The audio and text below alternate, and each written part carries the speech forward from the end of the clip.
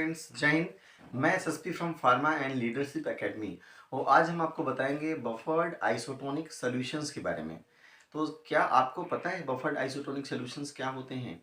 यहाँ पर buffered word जो आया है, आइसोटोनिक वर्ड आया है, सॉल्यूशन आया है, इसका क्या मतलब है? तो आइए हम बहुत आसान सी भाषा में इसको समझने की कोशिश करते हैं। वो ये है कि जैसे कोई भी फार्मास्यूटिकल प्रिपरेशन आप बना रहे हैं और उसको बॉडी के मेम्ब्रेन्स पे अगर आप यूज़ कर रहे हैं, यानी डेलिकेट सरफेस जो बॉडी का है उस पर यूज़ कर रहे हैं। जैसे एग्जांपल के लिए आईज़ के लिए प्रिपरेशन बना रहे हैं, या फिर नोज़ के लिए बना रहे हैं, या ईयर के लिए बना रहे हैं, या फिर आप स्किन पे लगाने वाले प्रिपरेशन कोई बना रहे हैं।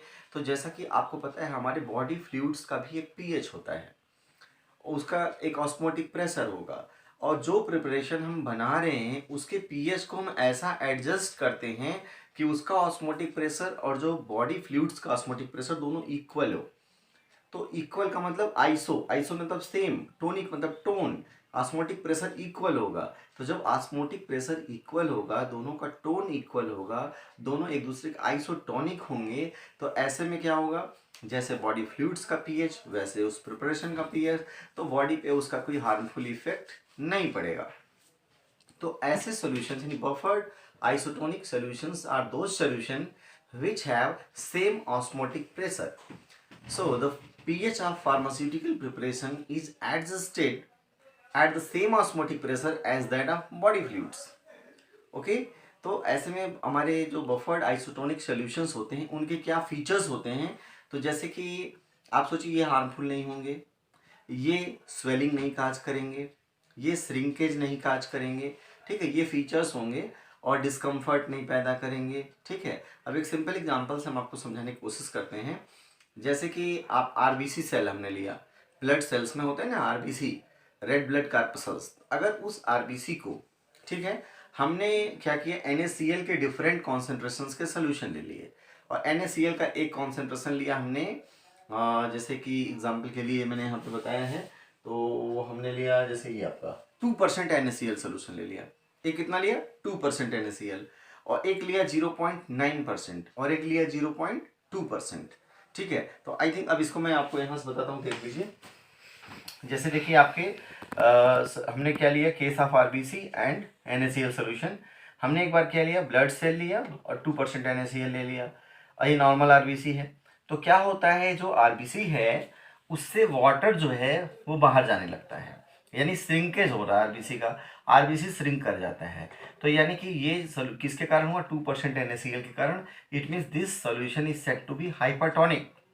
यहाँ पे श्रिंकेज ऑफ आरबीसी हो रहा है, दिस इज हाइपरटोनिक सोल्यूशन। दूसरा केस लीजिए, ब्लड सेल को हमने 0.9% NaCl में रखा, तो हमने देखा कि जैसे था वैसे ही रह गया, नॉर्मल साइज। नॉर्मल साइज का मतलब वाटर इसमें से जा भी रहा है आ भी रहा है, ठीक है, दिस इज आइसोटोनिक। और एक केस हमने लिया, आरबीसी को 0.2% NaCl में रखा, तो ऐसे में स्वेलिंग ऑफ आरबीसी हो गई और लास्ट में बर्स्टिंग हो गया। तो ये क्या होगा, वाटर इसके अंदर अब फिलअप हो जाएगा, ये स्वेल कर जाएगा, नॉर्मल से स्वेलिंग होगी और फिर ये बर्स्ट कर जाएगा। तो ऐसे सॉल्यूशन को हाइपोटोनिक बोलते हैं। तो आप बताइए कि क्या ऐसा हाइपोटोनिक सॉल्यूशन हमारे बॉडी के लिए सही है? तो आंसर इज नो, हमारे बॉडी के लिए नहीं सही है। क्या हाइपोटोनिक सॉल्यूशन हमारे बॉडी के लिए सही है? आंसर इज नो, क्योंकि एक आपका श्रिंकेज कर दे रहा है और एक स्वेलिंग और बर्स्टिंग कर रहा है। तो फिर हमारी बॉडी के लिए कौन सा सॉल्यूशन ठीक है? तो जो आइसोटोनिक है, तो ये हमारा एस। तो आइसोटोनिक सॉल्यूशन हमारे बॉडी के लिए फिट है, क्योंकि नॉर्मल साइज ही रख रहा है आरबीसी को, कोई चेंज नहीं कर रहा है, कोई नुकसान नहीं कर रहा है, ठीक है। तो ये आइसोटोनिक, सेम टोन जिसको बोलते हैं। तो यहाँ देखिए हमने डेफिनेशन दिखाने की कोशिश किया गया है, buffered isotonic solutions are those solutions which have same osmotic pressure, ठीक है, ऑस्मोटिक प्रेशर सेम हो गया, ये आपको याद रखना है, सेम ऑस्मोटिक प्रेशर। और the pH of pharmaceutical solutions which are used at delicate membrane of the body is adjusted to same osmotic pressure as that of body fluids। यानी pharmaceutical preparation का ऑस्मोटिक प्रेशर और body fluids का same होना चाहिए। यहाँ देखिए हमने बताया है, pH of pharmaceutical preparation is adjusted at osmotic pressure, osmotic pressure और बॉडी फ्लूइड दोनों इक्वल होना चाहिए, सेम, ठीक है।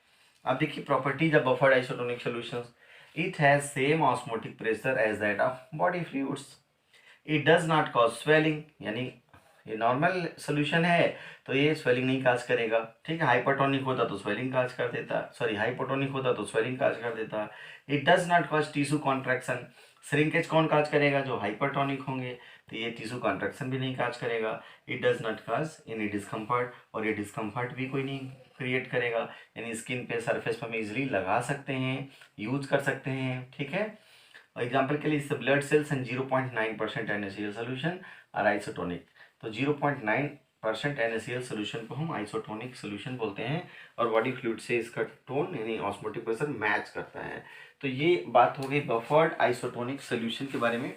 आई थिंक आपको ये टॉपिक समझ में आ गया होगा, और अगर आपको फिर भी कोई प्रॉब्लम आती है तो कमेंट सेक्शन में लिखना मत भूलिएगा। और thanks for your love and affection, कि आपने अपने प्यार से, अपने अफेक्शन से, और आपके रेगुलर वॉचिंग से, और आपके रेगुलर शेयरिंग से डे बाई डे हमारे और लोगों तक ये लेक्चर्स पहुंच रहे हैं। उन लोगों को बेनिफिट मिल रहा है, कई सारे लोगों के कमेंट्स आ रहे हैं। तो थैंक्स, और बने रहिए हमारे साथ। Thanks for watching. जय हिंद।